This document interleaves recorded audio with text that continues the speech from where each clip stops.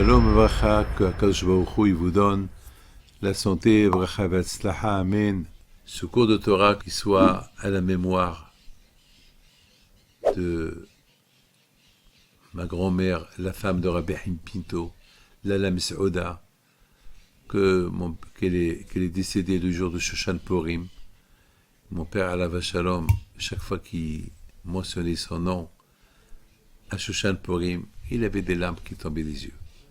C'est une grande tzadékette que son âme, Agan Eden, Amekeratzon. Vous savez que nos sages ils disent que lorsque Haman il voulait pendre Mordechai Tzadik, c'est pas toutes les arbres qu'ils ont voulu qu'un tzaddik soit pendu sur cet arbre-là.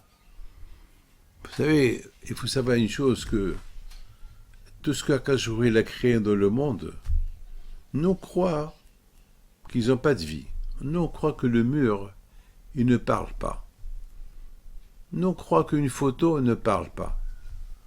Nous, on croit qu'il n'y a que l'être humain qui peut parler, ou les animaux qui parlent entre eux, on sait qu'ils sont intelligents, on sait qu'ils parlent entre eux. Mais par exemple, on ne peut pas imaginer que l'eau y parle, que les gouttes y parlent, que la terre, elle parle. On ne peut pas imaginer ça. Ah, mes amis, il faut savoir une chose, que tout ce qu'Akadosh Baruch Hu a créé, il a une vie. On dit que tout ce que Hachem a créé dans le monde, il a créé pour son kavod, pour lui. Donc, nous, on ne connaît pas le langage de tout ce qui ne bouge pas. C'est ce qu'on appelle domem. Domem, ça veut dire comme une pierre. Pour nous, une pierre, elle ne parle pas. Ah, mes amis, vous allez savoir. Je vous ai écouté quelque chose de magnifique.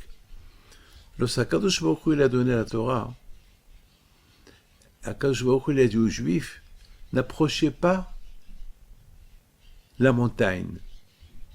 N'approchez pas la montagne. Je passe dans la montagne, je suis là-bas, et la montagne elle est sainte. Et nos sages disent que lorsque quelqu'un il approchait la montagne elle-même, le sable lui-même, les pierres eux-mêmes, il disait à la personne, ne t'approche pas, c'est saint. Si tu t'approches, tu vas mourir. C'est de la folie. Ça veut dire que vous savez qu'est-ce que nos sages ils disent? Ils disent, si le sable, il a compris que Hachem, il est sur lui, alors nous, l'être humain, on est des vivants, qu'on sait qu'il y a l'existence d'Hachem, qu'on sait qu'il y a la Torah, la plus forte raison que nous, on doit faire attention. Si les sables comprennent, nous aussi, on doit comprendre. Mes amis, vous savez que il y a une femme, une tzadékette, qui s'appelle Kimhit. Et cette femme-là, jamais elle se découvrait la tête, même chez elle à la maison. Et elle avait 7 garçons, qui étaient des grands prêtres, Kohen Gadol. Et nos sages, les Hachamim, lui ont posé question. Qu'est-ce que tu as fait dans ta vie? Quel est le mérite que tu as eu 7 enfants, Kohen Gadol? Tu peux faire 1, 2, 3, mais 7. Et qu'est-ce qu'elle répond? Elle répond parce que j'ai beaucoup fait attention à ce que même les murs de ma maison ne regardent pas mes cheveux. C'est la folie. Est-ce que les murs y parlent? On sait très bien une femme mariée, elle doit pas, il faut qu'elle se couvre la tête. Il ne faut pas qu'elle soit sa tête découverte dans la rue. D'accord, mais chez elle à la maison, elle peut. D'ailleurs, vous savez, je dois vous apprendre une chose. Lorsque vos maris, il faut le kidouche, pour les femmes qui ne se couvrent pas la tête, il faut qu'ils se couvrent la tête. Bon, il y a des femmes qu'à la maison, ils se découvrent la tête. Bon, c'est pas interdit. Une femme, chez elle à la maison, de se découvrir la tête, puisqu'il n'y a que son mari et ses enfants. Mais lorsqu'il y a le kidouche, il faut se couvrir la tête. Alors, Kimhit, elle a dit, que même les murs de ma maison, ils n'ont pas, vu mes cheveux. Ça veut dire que Kimhit, elle voyait Hachem à travers le mur.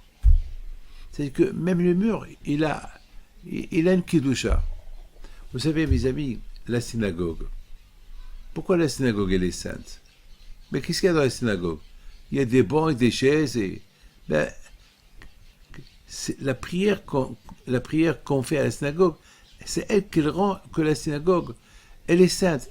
Et les chaises, et les bancs, et tout, et les murs, tout devient saint. Pourquoi? Parce qu'on l'a rendu saint. Mes amis, il faut savoir une chose. À part les endroits qu'on a rendus saints, il devient saint. Mais même tout ce qu'il y a de le monde, ils savent qu'ils sont une création de Hachem, de Akadosh Baruch Hu. Ils savent. Donc mes amis, on peut comprendre que les arbres, ils se disputaient pour ne pas que Mordechai soit pendu sur ces arbres-là. Et finalement, mes amis, et en plus, même les arbres, ils ne voulaient pas qu'il y ait un rachat qui soit pendu sur eux. Ils ne voulaient pas, comme Haman. Un Haman qui a voulu tuer tous les Juifs. Les arbres, ils ne voulaient pas qu'un rachat soit pendu sur eux. Parce qu'ils n'ont pas voulu être le service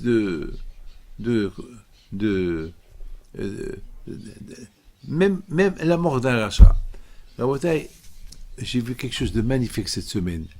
J'ai lu Sus ve'ochebo ramabayam, que lorsqu'il y avait les Égyptiens qui ont couru derrière les Juifs pour les rapatrier et les ramener en Égypte, la mer s'est coupée devant les Juifs et les Juifs ils sont rentrés à l'intérieur de la mer.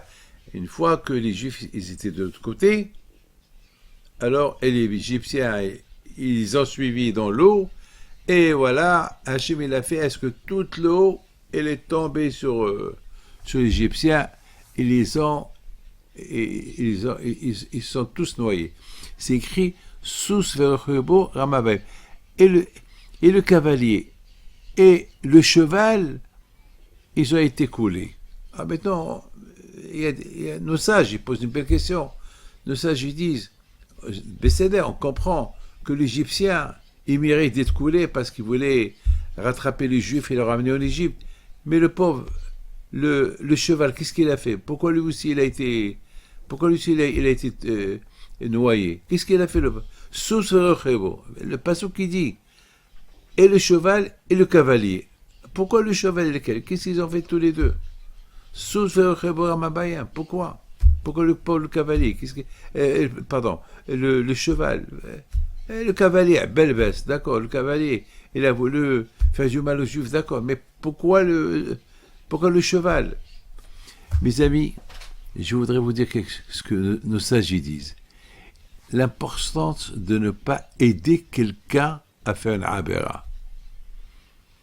Voilà. Par exemple, quelqu'un, il veut voler à un autre. Et il a volé. Et puis, il me demande. Et moi, je sais qu'il a volé. Je t'en prie, tu peux m'accompagner chez moi avant qu'on m'attrape? Ben, j'ai pas le droit. Pourquoi? C'est-à-dire que j'aide quelqu'un qui a fauté. On n'a pas le droit d'aider quelqu'un qui l'a fauté. On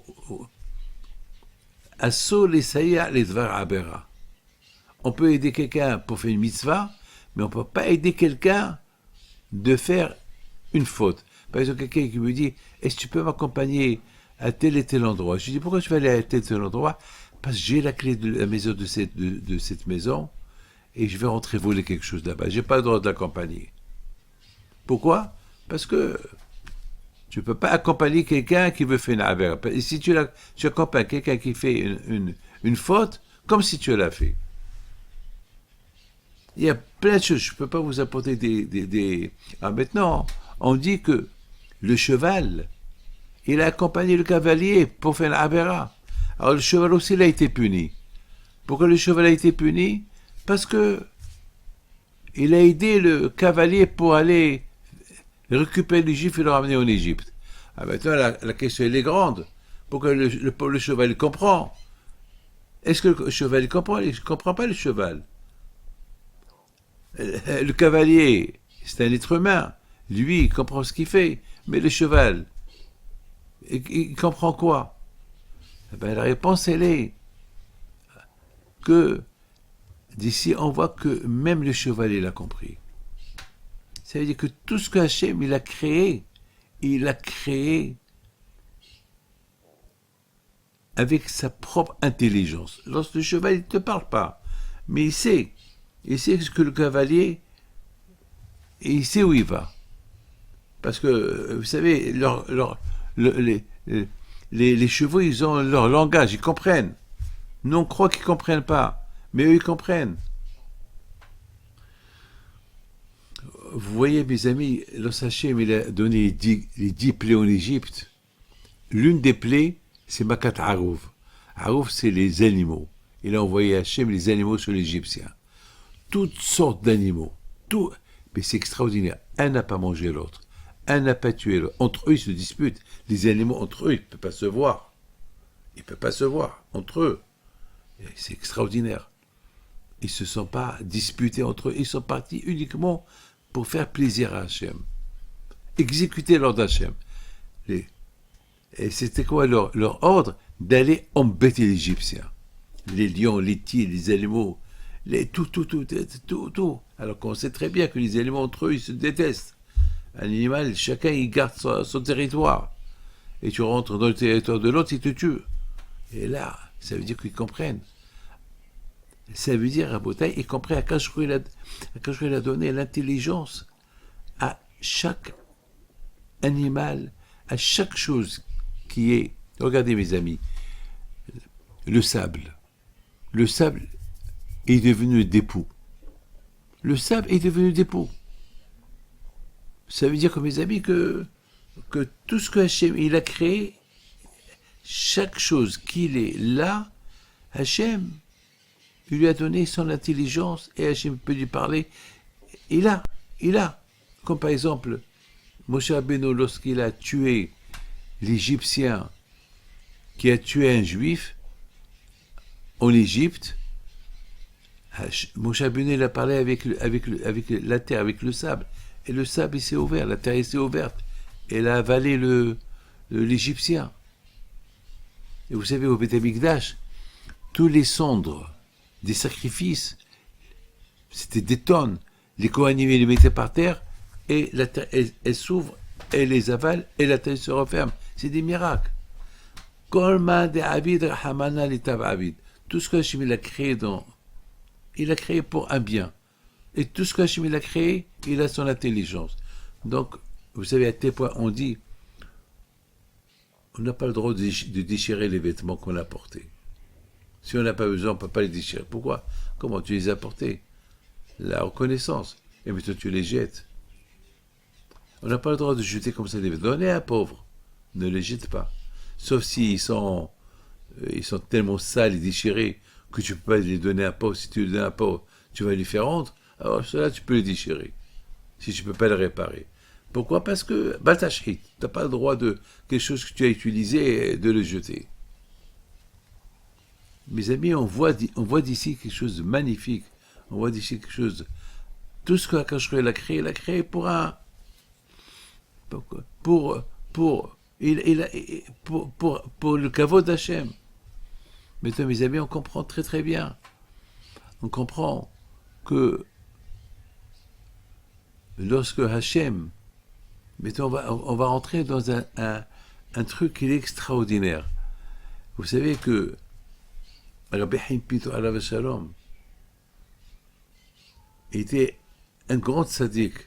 Je vous raconte une belle histoire de Rabbi Haim Pinto.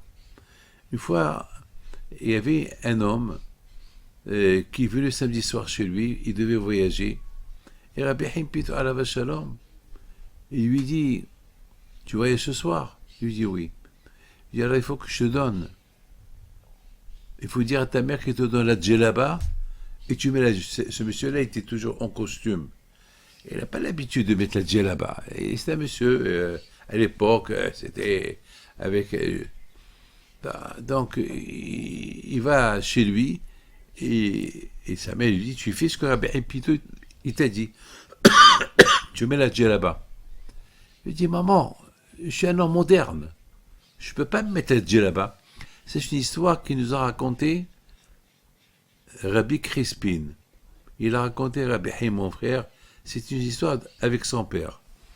Donc, mes amis, le monsieur ne voulait pas mettre la djellaba. Et sa mère, elle a dit, mon fils, si tu respectes ton père et ta mère, il faut que tu m'écoutes. Rabbi Haïm Pito, il t'a dit de mettre la djellaba, tu mets la djellaba ce soir. Bon, il n'avait pas le choix. Il respectait son père et sa mère, et il a mis la djellaba. Et lorsqu'il a mis la djellaba, bon, il a pris le quart de l'époque. Le quart de l'époque, pour faire 100 km ou 200 km, il s'arrêtait chaque 10 km pour mettre, pour les quarts de l'époque, il les faisait marcher avec du charbon. Donc, au milieu de la nuit, et bon, il s'est arrêté, les gens, ils devaient se reposer un peu. Et donc, il s'est rappelé que sa mère lui a dit, tu mets la djellaba. Donc, il a mis la djellaba. Donc, il est sorti dehors du car. Ils devaient tous se reposer 1 heure. Et il y avait là-bas des voleurs, des pirates, des voleurs de nuit. Et ils sont déjà préparés, ils savaient que le car il s'arrête là-bas. Donc, il y avait là-bas 20 personnes et ils ont massacré tous ceux qui étaient habillés en costume. Pour eux, tous ceux qui sont habillés en costume, c'est des Français, c'est des Anglais ou c'est des Juifs. Mais tous ceux qui avaient la djellaba, ils ont compris, eux, peut-être c'est des Marocains, on ne les touche pas. C'est la folie. C'est la folie. Quelque temps plus tard, ils ont volé ce qu'ils ont volé, ils sont partis, et bien sûr, le chauffeur qui était marocain, il va voir qui est resté vivant de cette attaque. Mais, Baruch Hashem, parmi eux, il y avait ce Crispin qui est resté vivant. Et c'est lui, c'est son fils qui nous a raconté cette histoire-là. Ça veut dire, mes amis, regardez le kouah des tzadikim. Regardez-le. Ça veut dire que même les vêtements, on reconnaît quelqu'un par ses vêtements. Ça veut dire, mes amis, les vêtements, ils ont un sens. Un juif, tu le reconnais avec ses vêtements, avec son chapeau, son costume. Et chacun, on le reconnaît par ses... Mes amis, tout ce que le bon Dieu a créé, il a un langage. Il a un langage. Rien, même le papier. Vous voyez, regardez ce papier, il a un langage. Il a un langage. On raconte sur Rabbi Haïm Pito encore qu'une fois il y avait 2 juifs. Ils étaient associés dans un terrain. Et un jour, il y avait un riche et un pauvre. Un jour, le pauvre, il a falsifié des papiers qu'on voit tout le terrain est à lui. C'est la folie. Et alors, un jour, il va chez son voisin, il lui dit, tu sais, le terrain où tu es, c'est à moi. Il faut que tu quittes. Je lui dis, comment c'est à toi? C'est à moi. Et, attends, et le pauvre, il n'avait pas de papier, mais c'est à lui. À l'époque, il y a 300 ans, il n'y avait pas les papiers, mais il était là-bas, et tout le monde savait qu'il était là-bas. Il avait un terrain, il était là-bas, et le riche, lui, malheureusement, il est riche, il a acheté des témoins avec de l'argent. Ils sont partis les deux chez Rabbi Haïm Pito pour les juger. Rabbi Haïm Pito, il voit un qui n'a pas de papier, il voit l'autre qui a un papier. Alors comment Rabbi Haïm Pito va juger? Mais Rabbi Haïm Pito, il n'est pas bête. Il voit que ce riche, c'est un voleur. Il voit que le pauvre, miskin, il n'a pas de papier, il a perdu ses papiers. L'autre, il a dit, tu sais quoi? Je ne peux pas vous juger, mais on va voir quelque chose. Je prends ce papier-là, on le met dans le Sefer Torah. Et on ouvre le Sefer Torah. Si les lettres, y restent dans le papier, comme quoi le terrain, c'est à toi, alors le terrain, c'est à toi. Et le pauvre, c'est un menteur. Mais si ce papier-là qu'il est écrit, que le terrain est à toi. On le met dans le Sefer Torah, et on ouvre le Sefer Torah, et on trouve qu'il est blanc, c'est que tu as menti. Tu acceptes? Bien sûr qu'il a accepté, il a cru. Le papier, il est écrit, signé, bien, quoi, l'écriture va disparaître, c'est pas possible. Donc c'est ce qu'ils ont fait. Rabbi Chaim Pinto, il ferme le Sefer Torah, il ouvre le Sefer Torah, le papier était blanc. Le voleur, le riche, son visage était aussi blanc, comme la neige. Rabbi Chaim Pinto, il a dit, mais toi tu dis la vérité. Le terre est à toi? Oui, c'est pas à toi. Regarde, le papier, il est blanc. T'es un menteur, sinon le bon Dieu va te punir. Il a eu peur. Il a dit, Rabbi Chaim, je paye les dommages et intérêts à ce que j'ai fait. Je suis un voleur. Je voulais lui voler. Excuse-moi, je ne savais pas que le papier va t'écouter. Vous voyez, mes amis, c'est extraordinaire. Tout ce que Hachem, il a créé dans le monde, nous ne connaît pas son langage. Mais il faut savoir que chaque chose, et là, vous savez, mes amis, une fois, je voulais écrire de la Torah. Mais j'avais pas de feuille. Et je voulais écrire. Je dis Hachem, je ne sais pas qui appeler pour qu'il m'apporte des feuilles. Mais une fois je suis parti, j'ai ouvert un tiroir, comme ça, et je trouve des feuilles. Ça veut dire que les feuilles, ils ont entendu que j'ai besoin d'eux, et je ne sais pas comment ils sont venus. Je ne veux pas savoir. Écoute, je ne veux pas savoir. Mes amis, on croit qu'on est intelligent. On n'est rien. Hier soir, j'avais les clés de mon bureau. Je ne les trouve pas. J'ai cherché partout. Je ne savais pas quoi faire. Alors, le matin, j'avais besoin des clés de mon bureau parce que j'ai mes papiers. Je vais aller au bureau, je veux travailler, je vais étudier. Mais j'ai pas de papier, j'ai pas les clés. Et pourtant, Baruch Hashem, j'ai utilisé ma mémoire, peut-être j'ai fait ça. Je les avais hier, tout d'abord, je ne sais pas où. Alors j'ai appelé ma fille. Je dis à ma fille, je ne sais pas, regarde, à tel endroit si elle avait mes clés. Elle me dit d'accord. Elle va, elle cherche, elle ne les trouve pas. Elle me dit, papa, c'est les clés que tu as données hier à Rabbi Yoel et Rabbi Michael pour qu'ils t'apportent la sacoche. Waouh, oui, c'est vrai. Oh là là. Vous voyez, mes amis, la mémoire. Moi qui ai une bonne mémoire, je me rappelle de tout grâce à Dieu. Et j'ai oublié que j'ai donné la clé de mon bureau la veille à mes 2 enfants pour qu'ils m'apportent un sac. Ça veut dire, même celui qui a la mémoire, si Hachem il veut lui enlever, il veut lui dire, voilà, tu vois, et qui hier soir, toi David Pinto, toi qui as une grande mémoire, voilà, la clé, bon Shalom, c'est les clés de ton sac, ouais, tous tes papiers, ils te les ont apportés, mais ils t'ont pas rendu les clés. Et j'ai oublié. Comment? C'est-à-dire que quelque part, quand il veut nous dire, même avec toute la sagesse et l'intelligence et la mémoire qu'on a, Hachem peut te faire oublier la plus grande chose des choses s'il veut. Quand il a créé son monde avec Chorma. Regardez Rabotai. À Purim, Ahashverosh était jaloux de sa femme Esther parce qu'elle a invité 2 fois Haman pour le micheter. Il était fou de rage.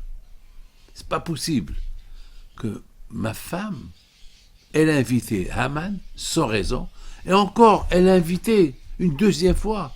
Est-ce qu'ils sont en train de comploter quelque chose contre moi?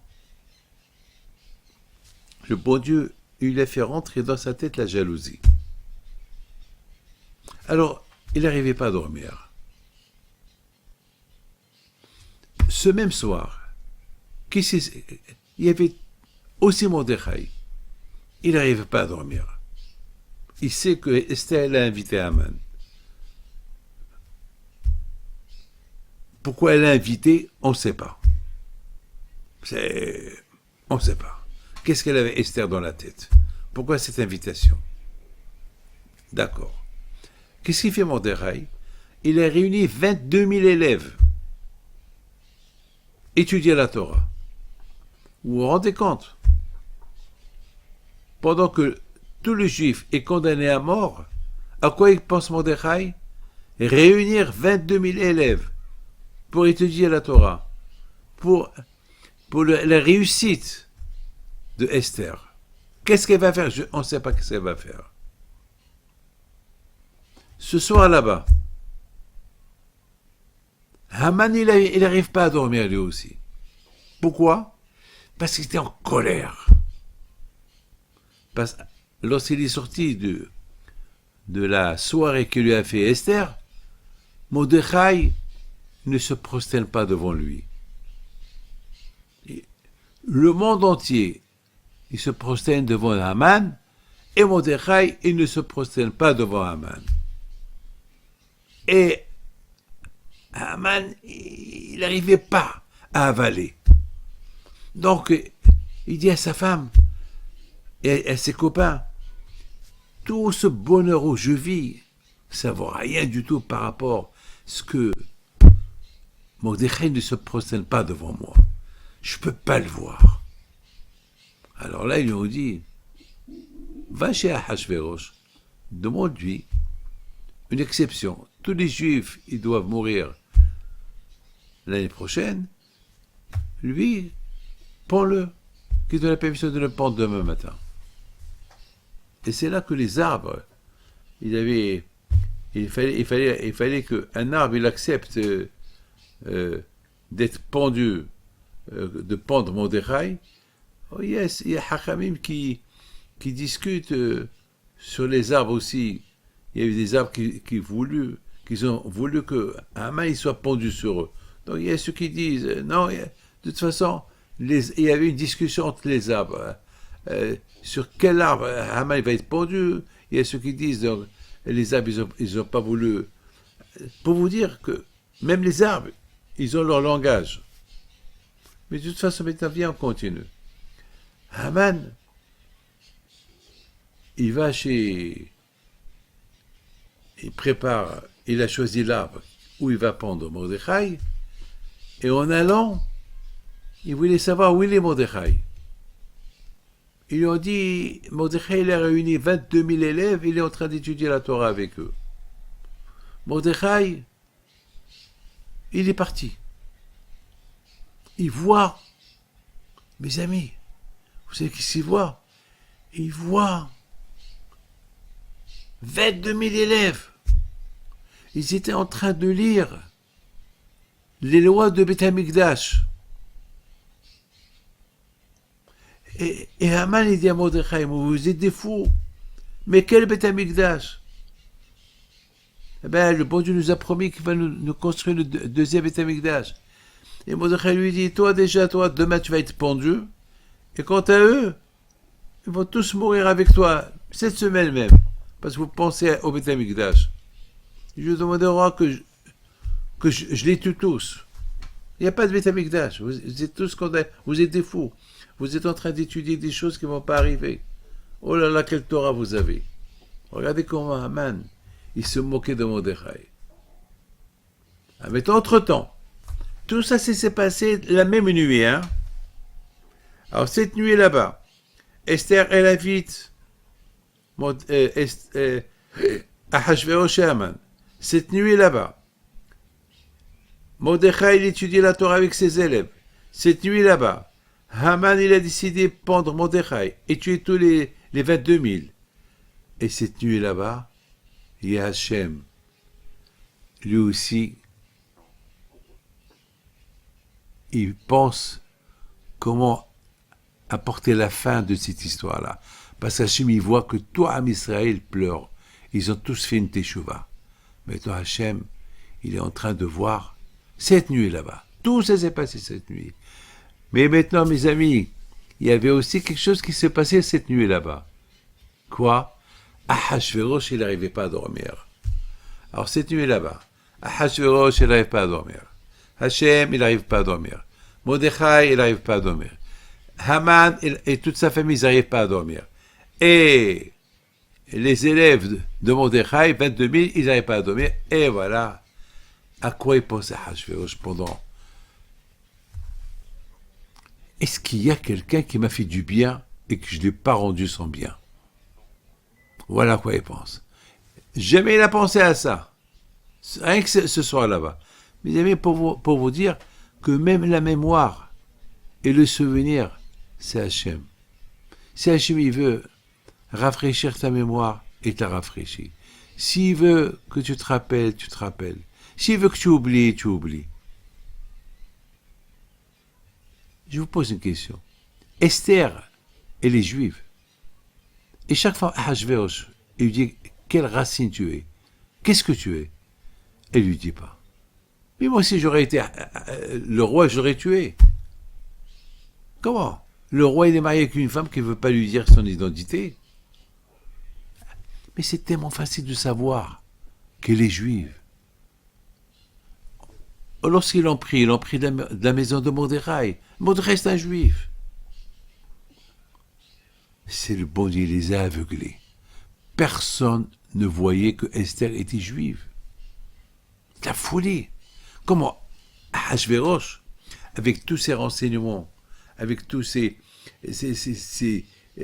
je sais pas moi, il avait tous ces gens qui s'occupaient de lui apporter des filles, et ils apportaient un CV, je sais pas moi, une page, cette fille, elle est telle famille, quoi, rien sur Esther. Quoi, Hachverosh, il marie une femme sans savoir qui elle est. Elle ne veut pas dire qui elle est. Mais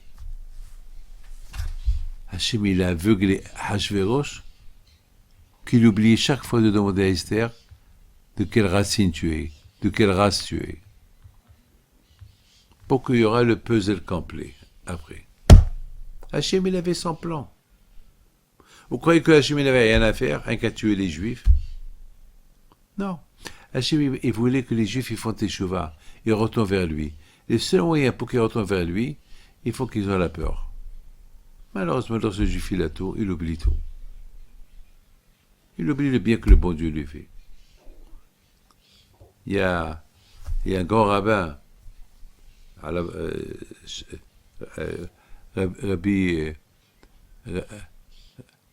Moshe Steinbourg, Shalita, il raconte, il dit qu'une fois, il était en Afrique du Sud. Et quelqu'un l'a invité pour qu'il pose des mésuzot dans sa maison. Il lui dit, vous savez, j'ai 50 chambres et je vous donne 50 mésuzot, mais j'ai pas l'argent. Parce que Rav Moshe Steinbourg lui a dit, si tu as une maison de 50 chambres, il faut acheter des belles mésuzot. Il a dit, mais j'ai pas d'argent. Et Rav Moshe Steinbourg était comme un fou. Il dit, quoi? Tu as de l'argent pour construire un palais et j'ai pas d'argent pour les mésuzot? Le tsar, il est fort. Le tsar est très très fort. Le tsar est très très fort. Mes amis,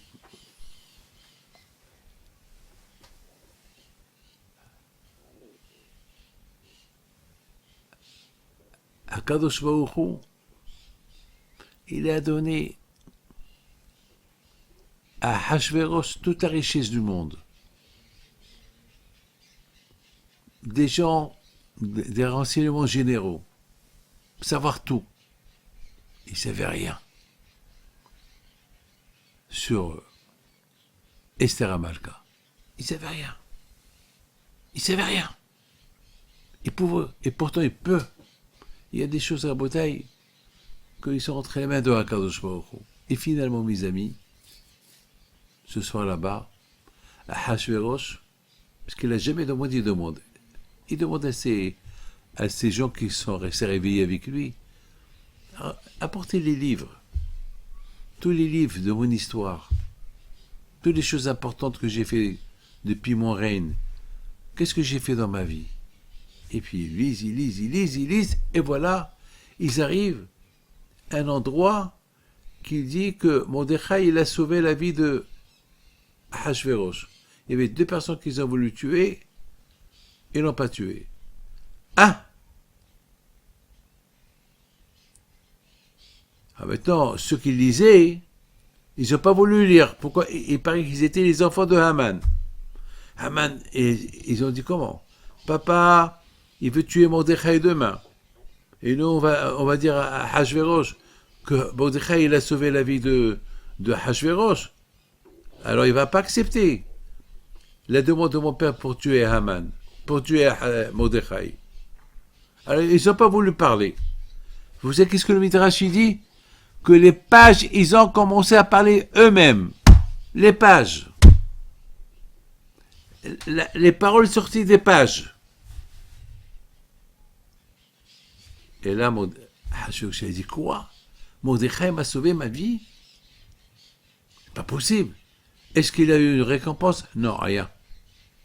Encore, c'est les pages qui parlent. Vous voyez, mes amis, que tout ce que Hachem y fait, il a son langage.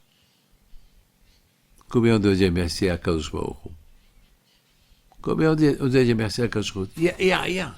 Donc, mes amis, il faut faire attention. Même les murs, ils te voient si tu fautes. Il y avait une fois un rabbin, il a vu une pierre, il a commencé à l'embrasser. Il lui a dit, pourquoi tu l'embrasses une pierre? Il a dit, ici, le Bel Hazar, il s'est assis sur cette pierre-là, il a étudié la Torah. Alors cette pierre, pour moi, c'est comme le mont Sinaï. C'est la folie. Mes amis, pourquoi je raconte tout ça? Pour finir, c'est écrit que lorsque les Juifs ils ont traversé la mer, ils étaient intelligents. Ils sont montés comme deux murailles. Il dit le Targum, Ehkemu Maya. Ils étaient intelligentes. C'est la folie. Alors, le Pnei Menahem, à la Vachalom, il pose une question. C'est quoi l'intelligence? Que l'eau, ils ont formé des murailles. Et les Juifs, ils sont passés entre deux murailles. C'est quoi l'intelligence? Et le Pnei Menahem, il donne une belle réponse. Très belle réponse.